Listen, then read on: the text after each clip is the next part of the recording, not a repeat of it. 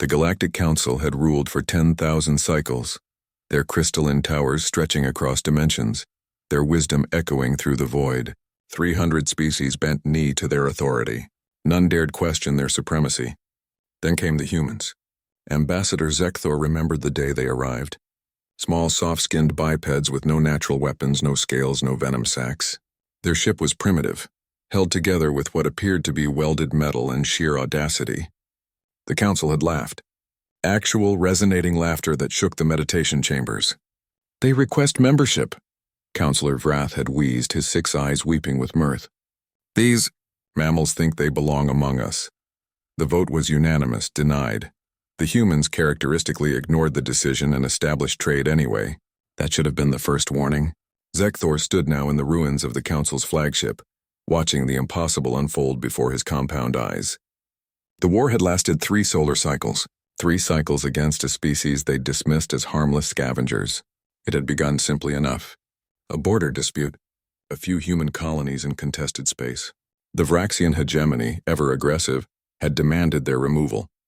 The humans had refused. War was declared within a solar day. The council watched with detached interest, expecting the conflict to resolve itself within weeks. The Vraxians were apex predators from a death world, their claws capable of rending durasteel, their reflexes honed by evolution in a gravity well twice Earth standard. The humans won in 6 months, not through superior technology, not through greater numbers. They won through something the galaxy had never truly understood: spite. "They don't stop," Zekthor muttered to himself, reviewing the tactical logs. By the ancients, they simply don't stop.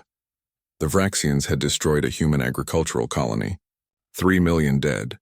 The galaxy had expected surrender, perhaps reparations. Instead, humanity's response had been swift and terrifying. They militarized. Every civilian freighter became a weapons platform. Every mining station became a fortress. Every human from their youngest combat-ready age to their eldest had volunteered. They'd fought with guns, blades, and when those ran out, their bare hands and teeth. One human commander, when asked why his soldiers continued fighting after being surrounded and cut off from supplies, had simply said, "Because they're still standing." That attitude had spread like a virus through human space. The council had finally intervened when the Vraxian homeworld fell. Not to save the Vraxians, they were a warrior race and understood defeat. No, the council intervened because humanity was still fighting, still advancing, still angry. Perhaps, Counselor Vrath had suggested in an emergency session, we should negotiate terms. But it was too late for negotiations. The humans had tasted victory and discovered something about themselves that their peaceful expansion into space had hidden. They were survivors. They were hunters. Their ancestors had climbed from caves to conquer their entire world, driving megafauna to extinction and bending nature itself to their will. Space was just another frontier. The council made its fatal mistake when they demanded humans surrender their military capabilities and submit to protective oversight. They'd meant well in their wisdom. Humans were clearly too dangerous, too unpredictable. They needed guidance. Humanity's answer came in the form of a single transmission, broadcast across every frequency, translated into every known language. No. The Second Galactic War lasted 18 months. Zekthor watched the human fleet approach through the viewport. Thousands of ships, from massive dreadnoughts to single-pilot fighters. They'd reverse-engineered Council technology, improved it, weaponized it in ways the Council's scientists had deemed theoretically impossible but ethically prohibited. Humans apparently had different ethics regarding warfare. They packed their ships with nuclear weapons, his tactical officer had reported, voice trembling. Primitive fusion bombs, thousands of them. They call them planet crackers, and they're not joking. But that wasn't what broke the Council's will to fight.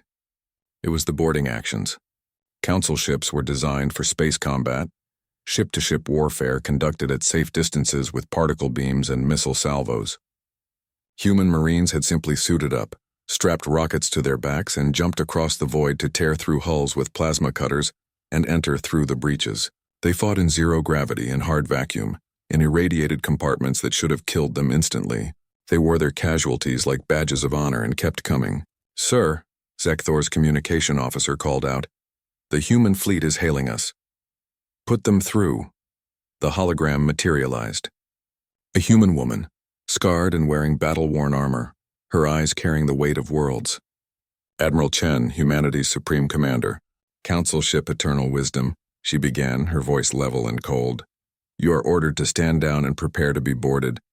Resistance will be met with overwhelming force. You have 5 minutes to comply. Zekthor felt his limbs tremble. Admiral, surely we can discuss terms. You had 10,000 cycles to discuss terms. You had centuries to treat us as equals. You chose supremacy instead. She leaned forward. You wanted to know if humans belong on the Galactic Council? Here's your answer. There is no more council. There's only humanity, and those wise enough to stand with us. The transmission ended. Zekthor looked at his crew, saw the same resignation in their expressions. They'd sent their children to combat believing in council superiority. Those children were gone now, dust in the void. Disable weapons, he ordered quietly. Open the docking bays. As the human marine stormed through his ship, efficient and professional, Zekthor finally understood the terrible truth. Humans weren't strong because of their technology or their numbers. They were strong because they'd survived a death world that had spent millions of years trying to kill them, and they'd learned to push back. They were apex predators wearing the mask of civilization, and the galaxy had made the fatal mistake of threatening their existence. The Council had ruled for 10,000 cycles.